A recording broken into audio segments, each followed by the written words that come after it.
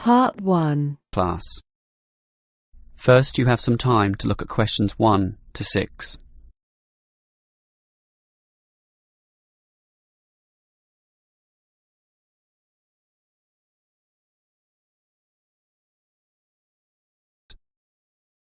Now we shall begin. You should answer the questions as you listen, because you will not hear the recording a second time. Listen carefully and answer questions 1 to 6. Well, we have this school excursion plan, but when exactly is it? Is it this Tuesday or Wednesday? Well, it can't be Tuesday with the English tests taking place. Ah, right, not Tuesday but Wednesday. That's right, all day Wednesday, taking a bus outside the city. And where are we going? Last month we went to Arthur Island, so this time we're going to the animal park. Arthur Island was okay, but it was too cold. Let's hope the weather for this week's excursion is better. I don't suppose animals care about bad weather, but I certainly do. Have you heard the forecast? Yes, and it's not too bad. Basically, they're saying Monday will be sunny. Good. But then the weather will change. Not so good. Yes. Tuesday we'll have some showers, but by Wednesday, the day of our excursion, it will be, well, their words are cold and cloudy. Cold and cloudy. Well, as long as it isn't wet and rainy, I'm happy enough. We won't need umbrellas, just warm clothing. And what time will we get there? Let's see, the bus picks us up at 8:30 a.m. and then it's an hour and a half on the road, so we arrive at 10 a.m. Sorry, with the 15-minute break, that will actually be 10:15 a.m. That's early enough. Then all our students can see the animals, have their fun, and do whatever they want to do. Well, one fun event planned that day is Birds of Prey. What's that? That's when they bring out several birds of prey, eagles, falcons, kites, those sorts of birds, and throw pieces of meat into the air, and the birds swoop down and eat them. It's quite impressive. Sounds great. Birds of prey. Are there any other activities? There's a catered lunch at the park restaurant. We've already paid for that. And in the afternoon there's...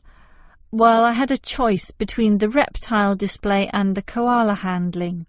In the reptile display, the students can handle live pythons and various other snakes. Surely they'd rather hold koalas. I'm sure, but the koalas can't be handled unless the weather's sunny, and given the forecast, I thought it better to choose the reptile display. That's a shame. These Asian students would love the koala handling. Yes, I know, but we can't control the weather. And then we get back. What time will that be? We leave the park at 4:30, but then we face traffic, so we won't get back until well after 6 p.m. It will most likely be 6:30, but that's better than the last trip. We didn't get home until 8:30 that time. Yes, that was a bit too late, wasn't it? Before you hear the rest of the conversation, you have some time to look at questions 7 to 10. Now listen and answer questions 7 to 10. Andrew, I understand you've been doing some research regarding the breakdown by nationality of our student body. That must have produced some interesting results. You're right. I got some statistics from head office. I would imagine that most of our students are either Japanese or Chinese. You imagine right. But it's the Chinese who constitute the majority, but only just. I had thought Koreans might be second, but it's actually the Japanese, quite close behind. It's somewhat surprising, but obviously all those study tours that our university markets in Japan are bringing in students. What's the breakdown exactly? Japanese are a quarter of the whole, which is considerable.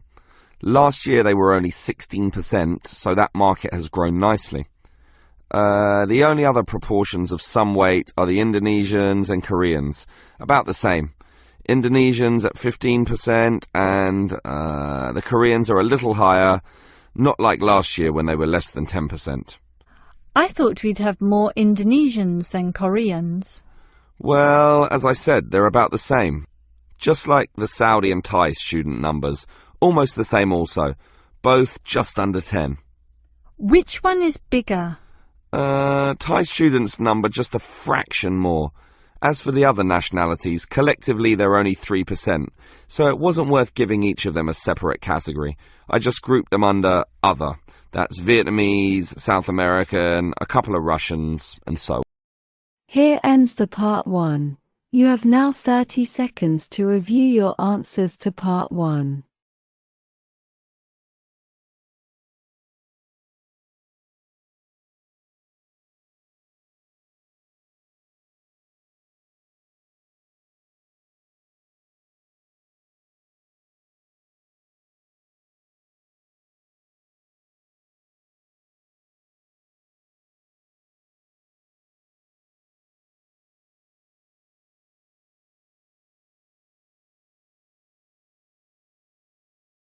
Part 2.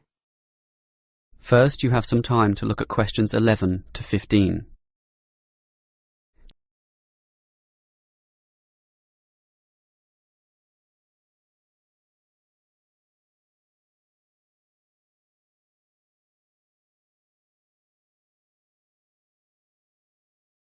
Now listen carefully and answer questions 11 to 15.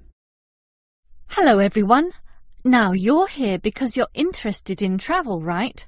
And you're in the right place. For easy travel we have the best deals for the best locations. We specialise in eco-travel, or holidays designed to get you amongst nature, ignoring the hustle and bustle of big cities. So whether you want to hike in Nepal, as many people do, or follow some jungle paths in the rainforests of Queensland, we can give you the best deal. If you look at our office here, you'll see our overseas consultants. That's for trips overseas, obviously, to Europe, to North America, but primarily for the Asian market, which is generally more popular in this part of the world. Most people like that touch of the Orient, right? But they also like the domestic market, since this country offers its fair share of beautiful natural vistas. What about the deserts, anyone? What about some striking red rock gorges? Then talk to our domestic consultants who can arrange anything you want. But they deal with the accounts in the morning, so you'll need to talk to them in the afternoon. And remember, our office doesn't open at night, sorry to say. Now, around the outskirts and outer regions of this city, there are many beautiful places that you might not be aware of, and the advantages of these regional locations are many. Mostly by being closer, some of them can be done in a day tour. Yes, it's fast and convenient with none of those long-haul bus trips which often leave you cramped and uncomfortable and stuffing heavy suitcases into luggage racks. But I should tell you about our buses, those that are needed for the somewhat more distant holiday destinations. They definitely do not suffer from those problems I just mentioned. We use the services of the famous Sleek Line Company, whose buses are known as the very best. Yes, they are big, yes, they are comfortable, but what makes them especially different is the personal attendant who accompanies the driver, ready and willing to serve you and ensure that your trip is the very best. So whether it's overseas or local, we can certainly give you what you want. Now, do you have any questions? Before you hear the rest of the talk, you have some time to look at questions 16 to 20.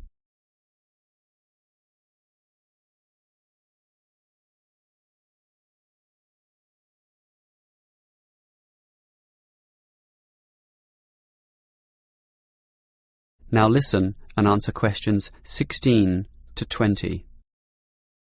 Right, let me orient you to our main Easy Travel office here. On this table right beside us are travel magazines for you to browse through, and on the wall next to that are many more for all parts of the world. Our 4 travel consultants sit over there on the other side of that long counter. That's right, 4 of them, side by side, all serving various regions. Now, let me tell you their specific functions. Firstly, the consultant on the left, next to the plant, is the local tours consultant, serving tours in the immediate vicinity of this city. Next to her is what we call regional tours, targeting the statewide options. Next to her is the interstate tours, and that can involve either buses or planes. In the former case, utilising the Sleek Line bus service, as you know. And finally, next to her in the corner is general inquiries, which is self-explanatory. If you have questions of a general nature, rather than one relating to specific destinations, you can go there. Now, as I said, we can do international tours, and for that you need our big office, just through that door, the one between those two plants. However, if your international tour is in the Asian region, which is generally our most popular option, then we deal with that in a separate room, the one opposite international tours, but not the corner one. Just go through that door on the left, the one next to that cupboard. The door next to that is, in fact, our general office, so please don't go through there. That's reserved for staff members only. Here ends the Part 2.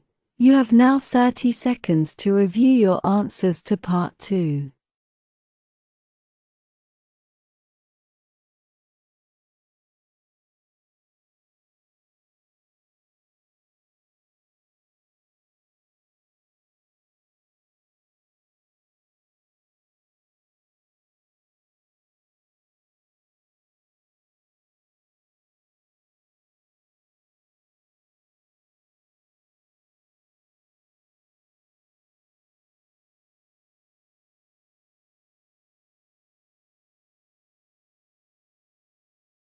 Part 3.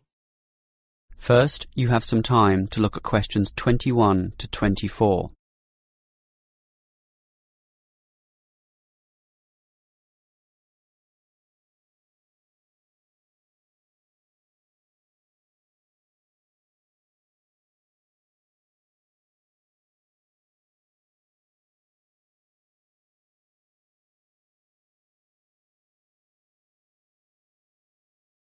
Now listen carefully and answer questions 21 to 24.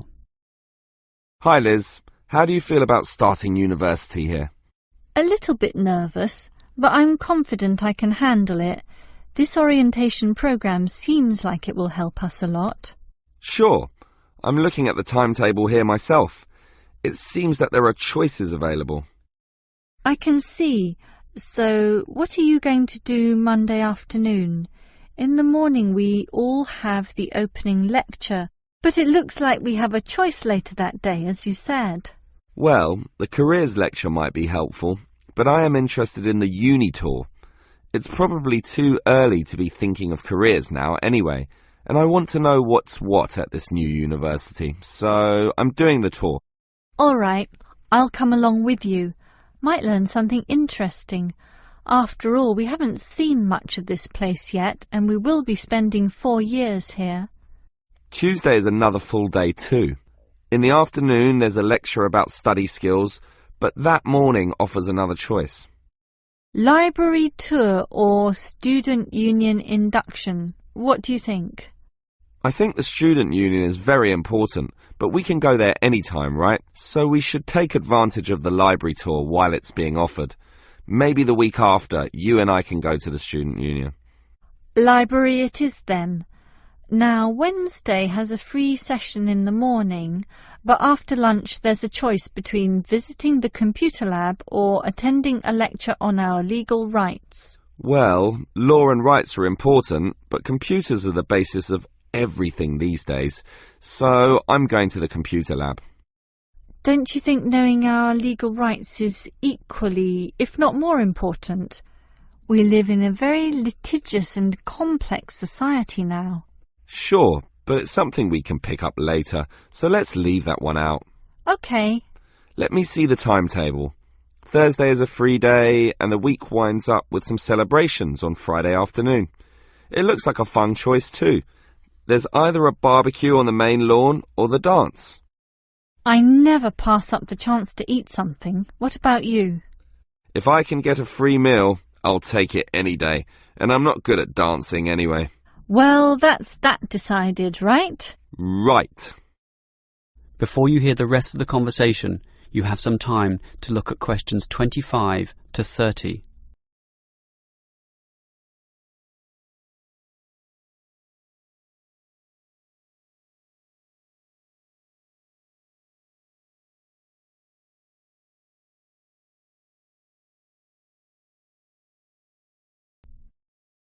Now listen and answer questions 25 to 30.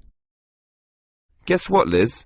There's another interesting thing in this orientation booklet, and it looks important, about a style guide. What's that? Take a look yourself. It seems to be a set of rules regarding how to present written work, essays and that sort of thing to the lecturers. They want a uniform style of presentation. I can see, so everything we hand in must have a header and a footer. A what? A header and a footer. The footer is at the bottom of the page and the header is at the very top. That's why they call it a header, you know, that little bit of writing giving details about the work. And they also want the word count. Why do they need that? I guess because the lecturers will specify the number of words they want for their assignment, and they want to be sure students follow this. And even the heading on the page has to be a specific dimension, 16 points and bold print and underlined. And subheadings are 14 points, and the font has to be Arial for everything. Yes, the main text is Arial too, as you said, and the size is 12 points, with the header and footer being slightly smaller at 10 points each. Well, it seems logical. The size of everything is in proportion to its importance. But why do they need the spacing of the main text to be 1.5? The header and footer are different. They're only single-spaced. Probably to allow the teacher to insert comments or corrections, or just to make it all more readable, I suppose. And we need wide margins on the left, right, top and bottom, probably for the same reason. Lots of space to allow the addition of comments.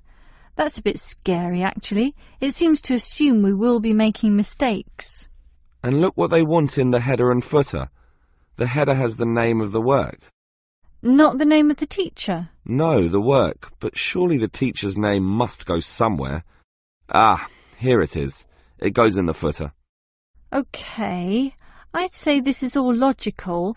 If a page is lost, say falls to the floor, then with all this information it can always be traced back to the teacher involved. Right. As you say, all very logical. Here ends the part 3. You have now 30 seconds to review your answers to part 3.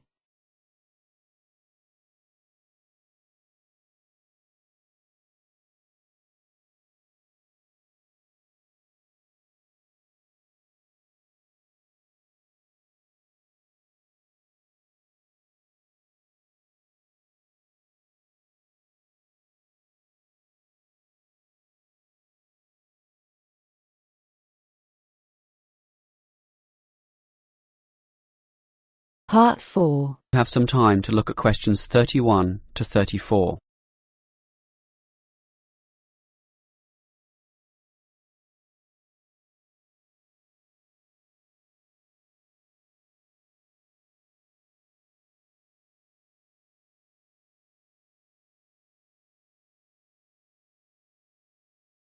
Now listen carefully and answer questions 31 to 34.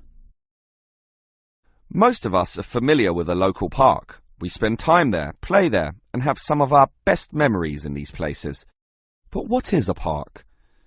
Basically, it can be defined as a natural, or at least semi-natural, piece of land, planted with a variety of trees, bushes and flowers, protected and reserved for the enjoyment of all citizens.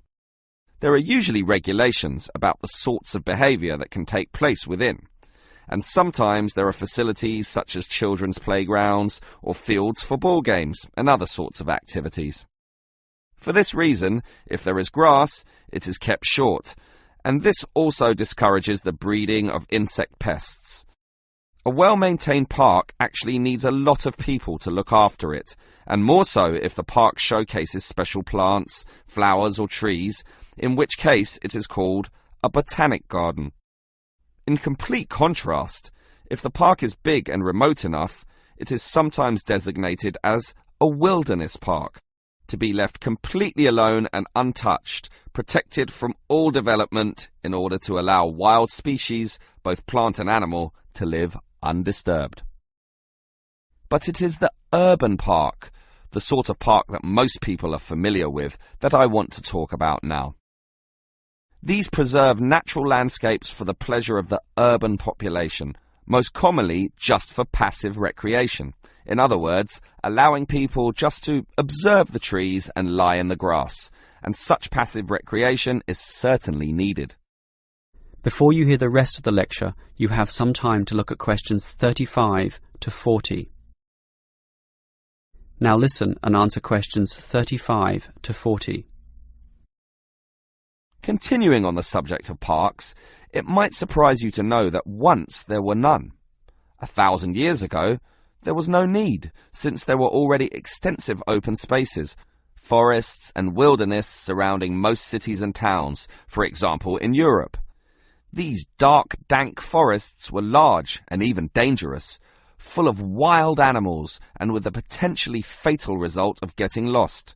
Hence, fairy tales evolved about witches living in these areas and the wolves and bears which could threaten young children.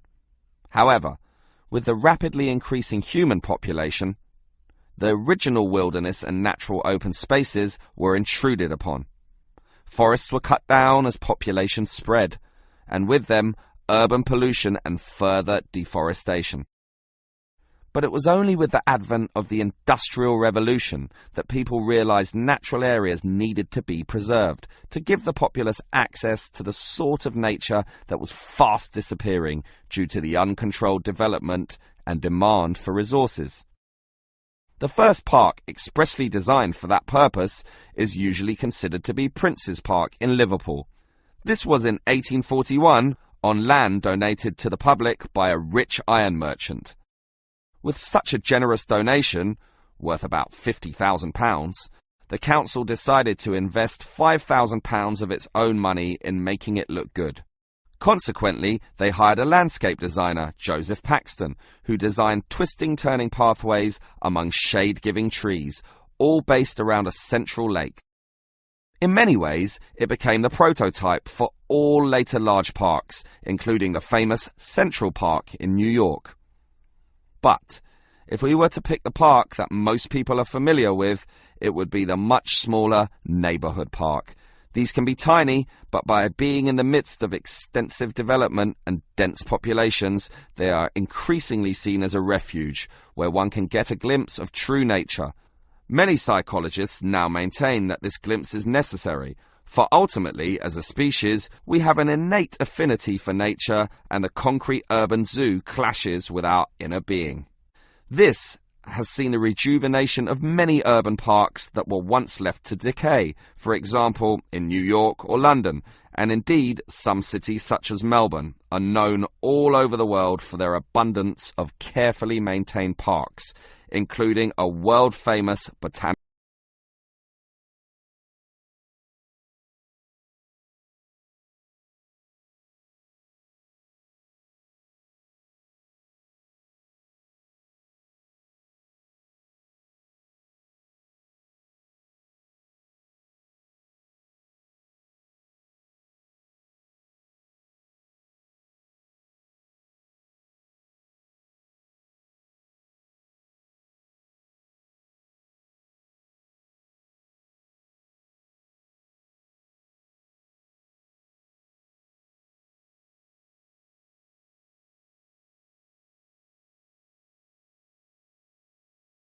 The listening module of the test is over, and you now should write your responses to the answer sheet in 10 minutes.